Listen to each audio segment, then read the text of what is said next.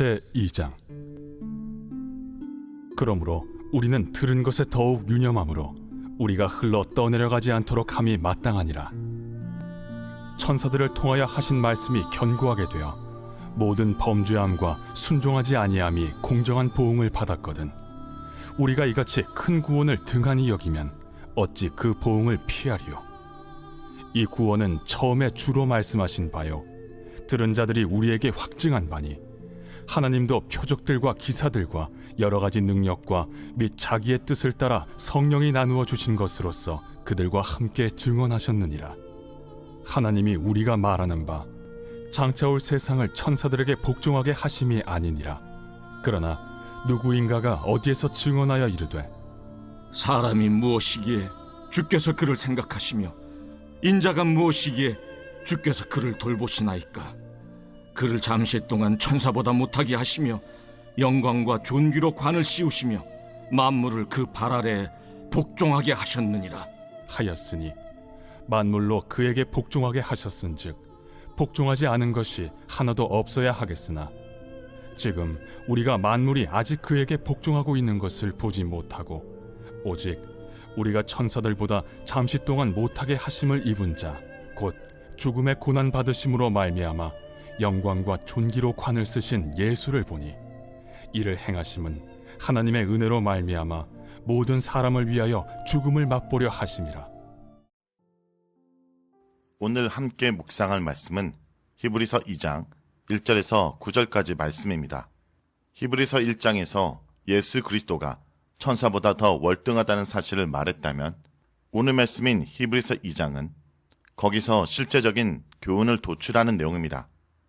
천사보다 월등히 뛰어난 하나님의 아들을 우리가 믿고 있으니 우리가 받은 구원을 등한히 여겨서는 안 된다는 것이 핵심적인 내용입니다. 우리가 믿는 하나님의 아들 예수 그리스도가 위대할수록 우리가 받은 구원도 그만큼 위대하다라는 내용입니다.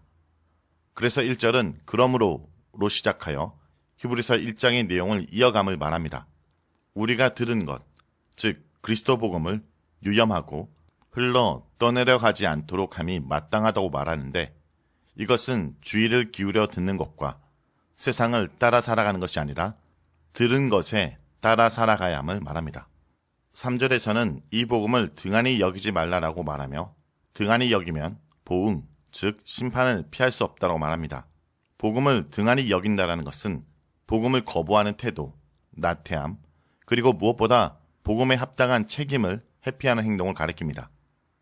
2절에서 구약의 성도들도 천사들을 통해서 그들에게 주어진 하나님 말씀에 불순종했을 때 합당한 심판이 주어졌다면, 천사보다 더 위대한 아들을 통해서 주어진 구원의 복음을 등한히 여긴다면 얼마나 더 큰 심판을 받겠느냐 말합니다. 그리고 3절 후반절부터 4절까지는 복음이 이같이 큰 구원인 이유를 3가지로 설명합니다. 첫째, 처음에 주께서 말씀을 주셨기 때문입니다. 둘째, 들은 자가 우리에게 확증했기 때문입니다. 셋째, 하나님께서 표적, 기사, 그리고 성령의 은사로 함께 증언하셨기 때문입니다.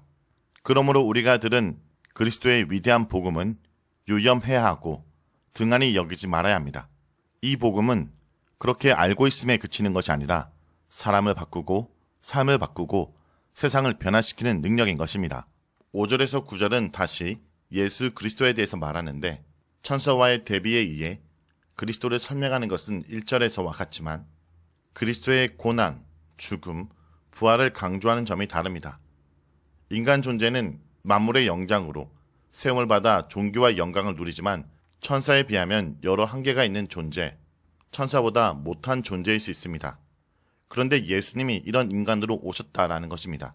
예수님이 하나님 자신과 동일한 영광과 권세를 가진 존재로 말했는데, 우리와 같은 인간의 몸을 입고 오신 예수님의 성육신은 어떤 의미인지 본문은 말하려고 합니다. 바로 9절입니다.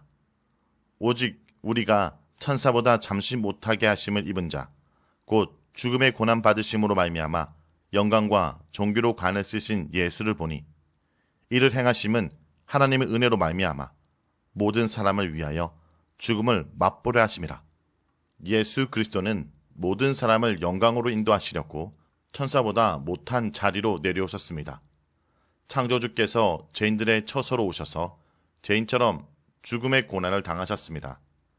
그러나 죽음을 이기시고 부활하셔서 마침내 영광과 존귀의 간을 쓰셨습니다. 이로써 사람을 영화롭게 하시고 만물을 복종케 하시려는 창조 계획이 맏아들이신 그리스도 안에서 성취된 것입니다. 그리스도 안에서 모든 사람이 죽음을 경험하고 동시에 부활의 영광으로 나아갈 수 있게 되었습니다. 성도 여러분, 잠시 동안 볼품없는 연약한 인간으로 예수님이 이 땅에 오셔서 고난과 죽음을 당하신 것은 우리를 위함입니다. 우리는 믿음의 눈으로 고난당하신 그분이 영광과 존귀로 간을 쓰고 계심을 바라봐야 합니다. 성도 여러분, 예수님은 볼품없는 존재로 오셨습니다. 우리의 눈은 현란하고 화려한 것에 현혹되기 십상입니다. 주변에 초라하고 연약한 사람이 있으면 불편함을 느끼고 외면하려고 합니다. 또 내가 그러한 존재가 되지 않으려고 부단히 애를 씁니다. 하지만 예수님은 초라하고 연약한 사람으로 성육신하였고 죽음의 고난을 통해 영광을 드러내셨습니다. 지금 현재 나의 모습이 초라하고 볼품없을지라도, 그리고 내 주변에 초라하고 볼품없는 사람들이 있을지라도 그것이 다가 아님을 기억해야 됩니다. 그러한 상황 속에서도 복음을 따르고 또 나와 같은 그러한 처지에 있는 사람들에게 복음을 전함으로 내가 들은 복음을 유념하고 등한시 여기지 않는 주의 백성들이 되길 간절히 기도드립니다. 기도하겠습니다. 주님, 우리를 위해서 예수 그리스도를 보내주심을 감사합니다. 현재 우리가 당하는 고난과 역경 속에서도 믿음을 지키고 복음을 붙들고 살기 위해서 힘써야 되는 것은 주님 또한 우리를 위해 우리의 고난을 동참하셨고 승리하셨기 때문입니다.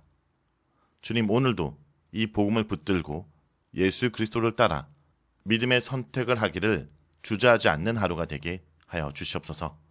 예수님의 이름으로 기도드립니다. 아멘.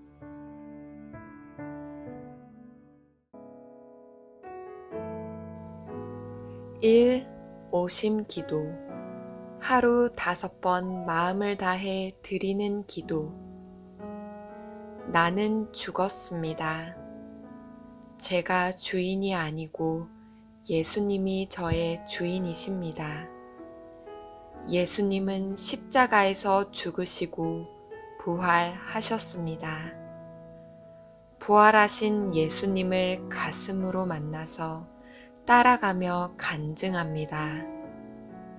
사랑하는 가족과 함께 영광스러운 승리를 노래합니다.